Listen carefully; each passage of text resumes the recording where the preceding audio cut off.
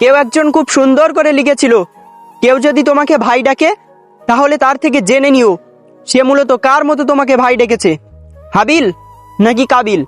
যে ভাই বিপদে আপদে তোমার পাশে থাকবে, নাকি যে ভাই মনে মনে তোমাকে শেষ করে দেওয়ার চিন্তা করে। সাপ ছোবল মারে যখন সে হুমকি পায়, কিন্তু মানুষ ছোবল মারে কখন জানো? যখন তুমি তাকে বিশ্বাস করো। জীবনে কিছু কিছু সময় আসে যখন মনে হয় আমাদের দ্বারা আর কিছুই হবে না, কিন্তু একবার যদি আপনি সাহস করে রুখে দাঁড়ান, দেখবেন জীবন পাল্টে গেছে। বাস্তব এটাই, প্রতিটি মানুষই হয় বহুরূপী। আমরা মানুষকে ঠিক ততটুকুই চিনতে পারি যতটুকু সে আমাদের সামনে প্রকাশ করে।